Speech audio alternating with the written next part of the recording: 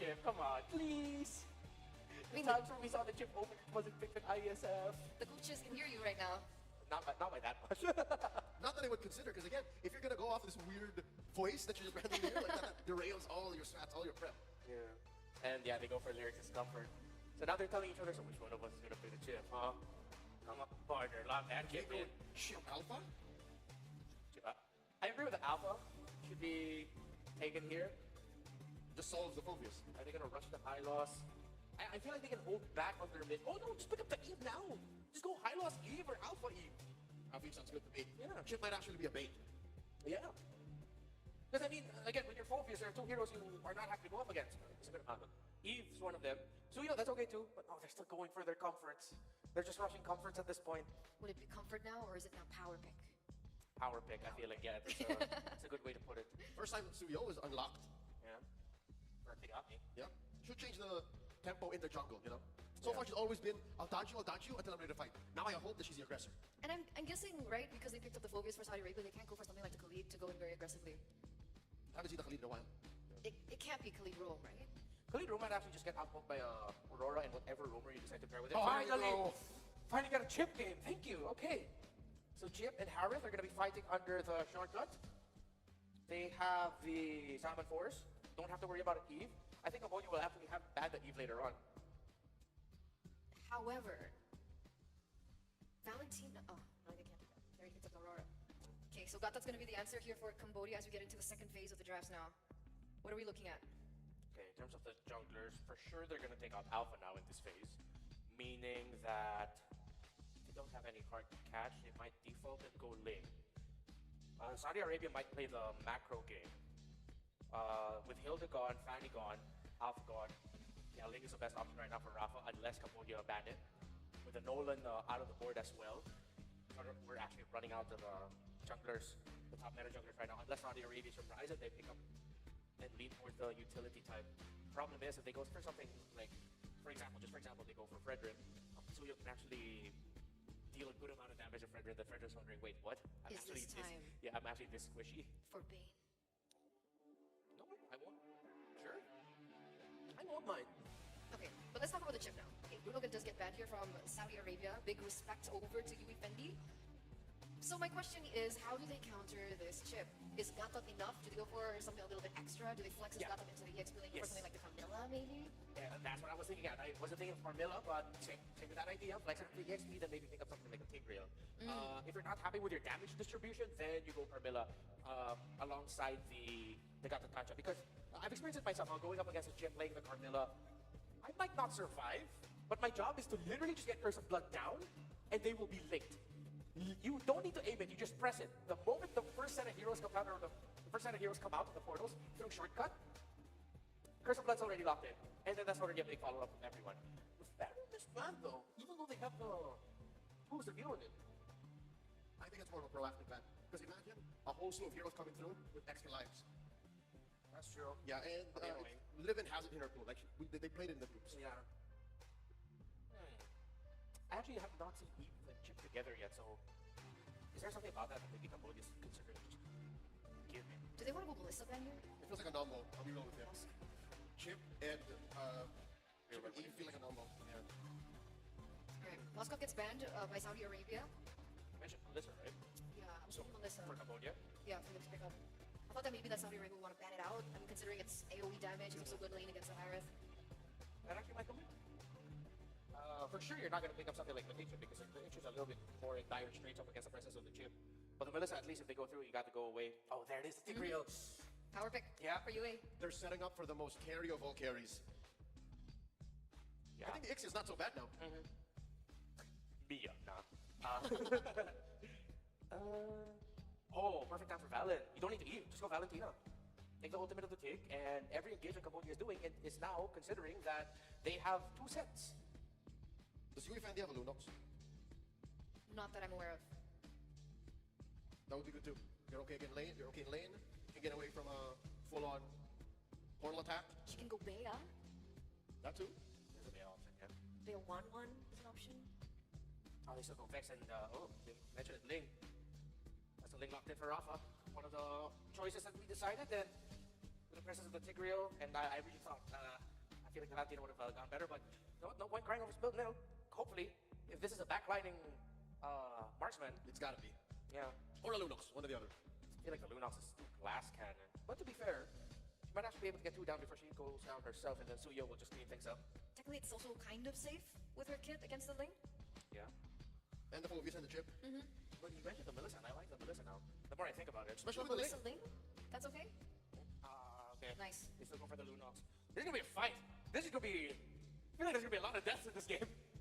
And in a good way. I don't mean that in the best way possible. There's a lot of brawls. You have one team that can play the map significantly better, but then at the same time, you have a team that might actually just absolutely brute force through the lineup on the other side. Saudi Arabia can play this. How 2 days since like the men's? Somewhere where we had around best that of 3?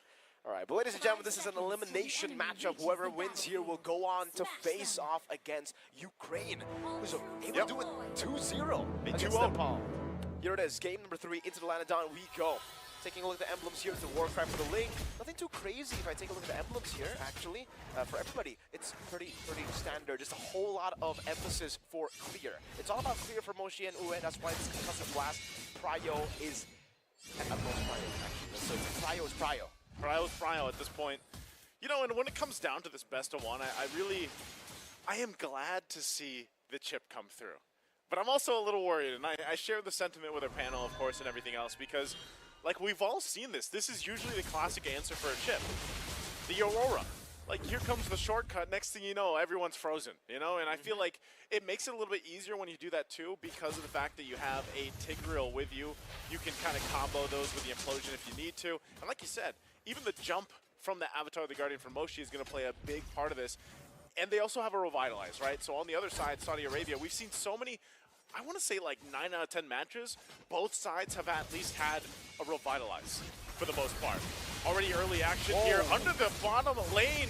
In trouble, they're going to actually go for it. Rafa gets the passive off, still looking for the kill on Navi, and she'll get the first blood. Still trying to stay alive, but Yui Fendi gets that one, and she flickers forward and gets a double for Cambodia. Whoa, interesting. Cambodia winning on the early skirmish. That was to be expected, to be fair, with the Lunox, but Rafa, I think she kind of miscalculated not using a Tempest of Blades there. Was saving it a bit too long and then didn't expect the burst coming down for the Suyo. Tagami was able to just clean up together with Yui Fendi. 2 kills for the Lunox in a winning matchup already. That's Nice. massive. That's looking bleak for Lunar. You can already see the pressure down there in the bottom lane. Very low Lunar. I don't know. Does Yui Fendi go for more? She knows she has a level advantage. Doesn't have to worry about the Zaman Force. Not sure if she's actually even going to be able to get more from that, but Turtle's up now. They're going to fight for it. Cambodia forcing Pink off from that area. This time around, we saw Lyrics do this with the Phobius in game number 1. Great pick for her, but I don't think you can really contest this first Turtle. Looks like so far so good, unless Rafa tries to go for the steal with the Retribution. It is in range, and Tagami will secure the Turtle. Have to deal with this. Rafa, Tempest of Blades, she's just going to have to get engaged. But they drop down the Eternal Guard, still looking for more. Frigid Glacier will be dropped. Lyrics in trouble herself as Tagami picks up a kill. And Cambodia taking back control. Amazing AOG from Moshi in the pit, stopping Rafa, who was using the Finch Poise. Got a great angle to maybe just possibly get the steal over against Cambodia. But the CC, man, very heavy CC, a lot of prio. This is why we were talking about it. Prio is going to be super prio. And so far, Cambodia does have the lead when it comes to that. They have the advantage. They have 2 concussive blasts. That'll mean that they're going to be able to clear out the waves much faster compared to Saudi Arabia.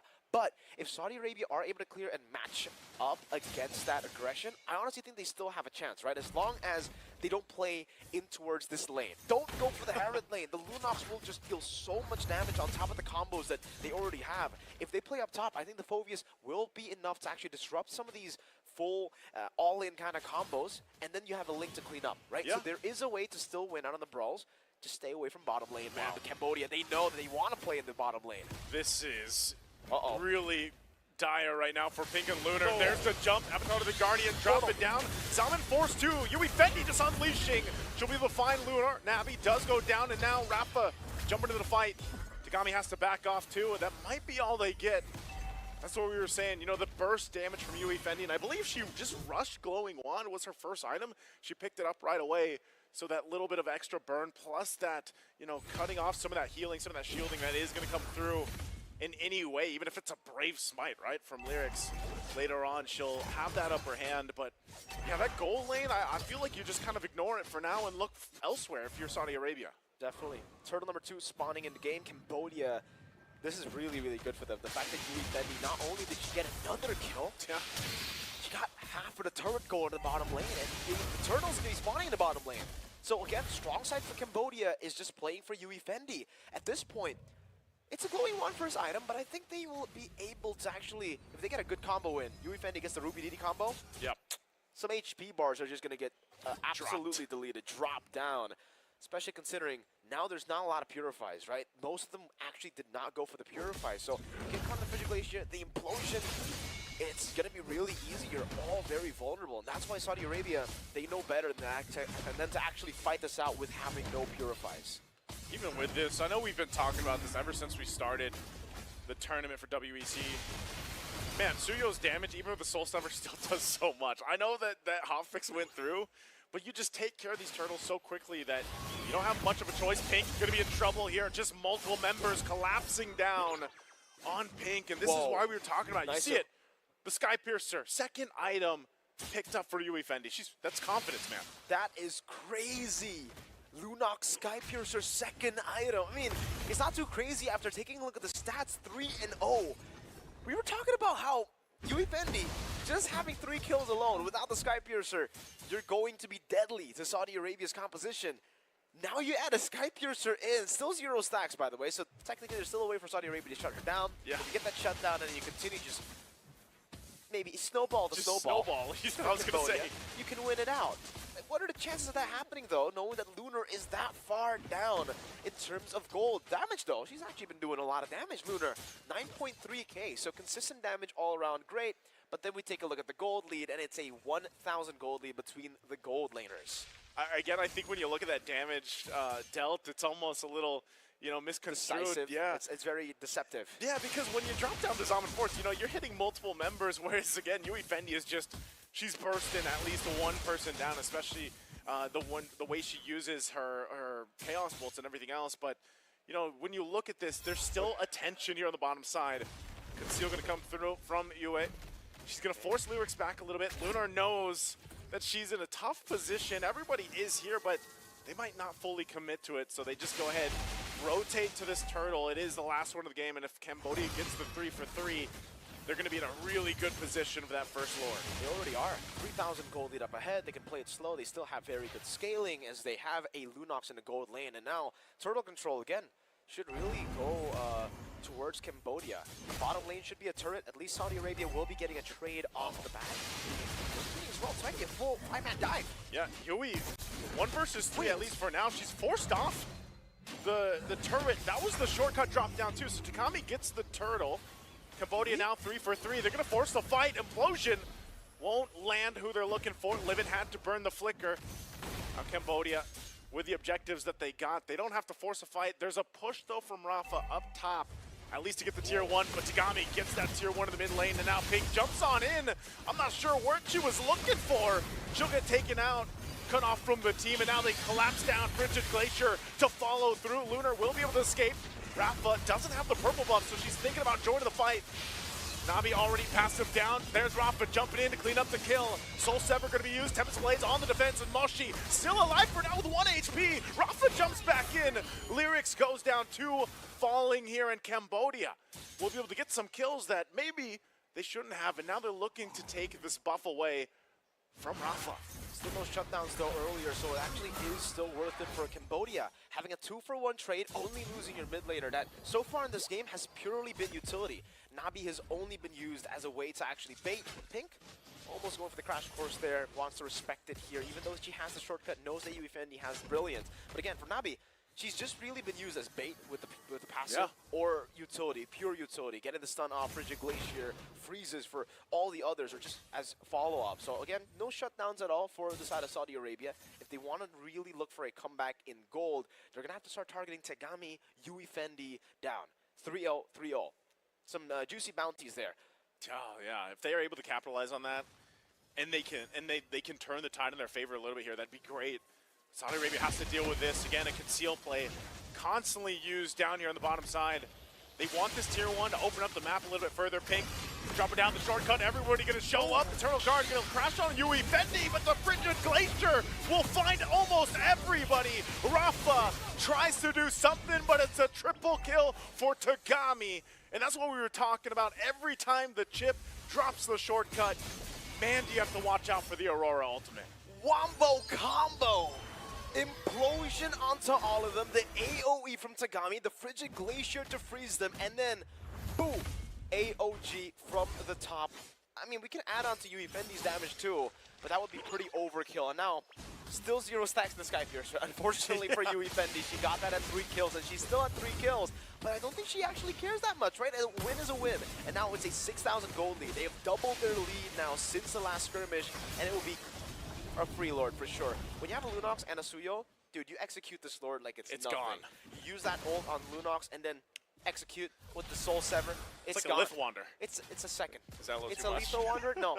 I don't even think it's a Lethal, bro. That would be disrespectful to the Lethal. I think it's a minion at It's that a point. minion. The Lord is literally just a minion to Lunox and Suyo. And now, I don't know.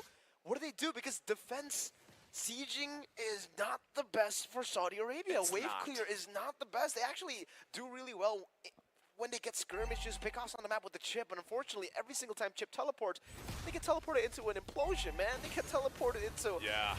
You'd almost second guess that shortcut. You know, you'd be like, are you sure you want me to go through this?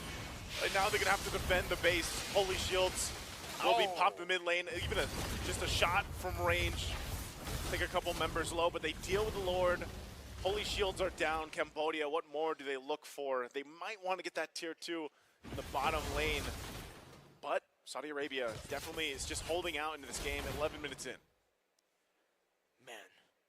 And now Cambodia are just going to be very happy playing it slow. They don't need to push anything, right? They can actually just stop pushing every wave, freeze it out, and then go for Lord. But they can also just do this. Cut them off from their own turrets and take it down.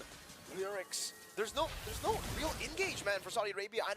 Usually, there's a lot of ways for a team to actually still come back despite being this far behind, right? Usually you have a late-game marksman or a game-changing ultimate. But honestly, for Saudi Arabia, the game-changing ultimate is just the chip. And Cambodia's composition makes the ult that's game-changing not game-changing. Yeah, it does. It makes it pretty basic in this game, and it's an endless battle for Rafa.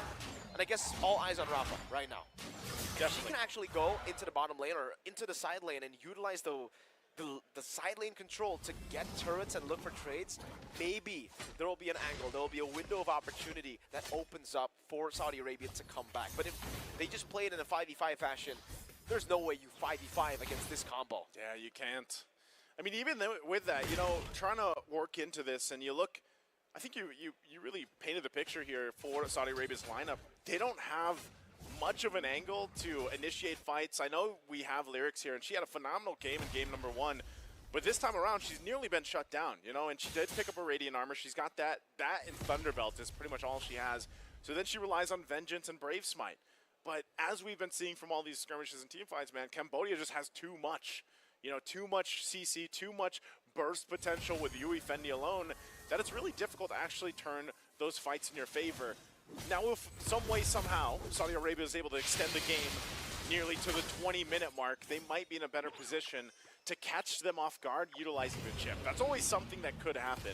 But right now, I'm not sure if Cambodia even wants to let that, you know, be a possibility, because they just go for this Lord and they get ready for this next march-in. So they get the minion, the enhanced Lord at this point, right? 13 minutes in. We have to have like an asset later on in the future where whenever we have a Lunox and like a Suyo or a super fast composition to take Lord, just a counter there. How fast do you take the Lord? There has to be like a world record or something, right? Purple Buff taking, Toba connecting, and Moshi can take all that and still survive. No Revitalize, no sweat. I'm surprised too, because, you know, that's all for the Purple Buff, and they'll eventually get ready for this march-in, and I think still you got to look at, is Saudi Arabia ready to defend against this? You know, they can stall out a push for a while, but you look at that clear speed, man, it's not there, because even for Rafa, if they want to go ahead and keep things under control and try to clear things out, she might have to be forced to use attempts to blades. And then, of course, you know, you're just relying on Lunar to drop that Zaman force. She pushed that top side a little bit into that tier 2. The rest of the team going to hold it down in the mid lane. The charge comes from the Lord. Working on that mid base turret. It goes down. Avatar the Guardian coming through from Moshi. Moshi will take quite a bit of damage. Frigid Glacier going to be able to find two into the Soul Sever from Tagami. Lyrics in trouble as well. The Brilliant's already going to be used. And they go in a little bit further. Still, all members of Cambodia alive. A double coming from a Tagami. The flicker forward, the implosion also. And Lyrics trying to keep it together. But she falls. Now 3 members down. And it looks like Cambodia off a triple, off another kill and a wipeout. Will take the series 2-1. They complete the reverse sweep. The early lead for Saudi Arabia, 1-0. We saw the emotions on stage. We saw just how much pressure was on them. Cambodia, one of the tournament favorites in WC24 Iesf, man, for MLBB Women's. And they come back with such composure. Yeah. Game 2, phenomenal stuff, bringing out the Yisun Shin. A pick that not all of us were really, supporting. Or thought about. It was doubted. For sure it was. Everybody, even the people watching back at home, when they saw the Yisun Shin, there were a lot of head shakes. Yeah. For Tagami, it was another day. And it was just phenomenal. Phenomenal game.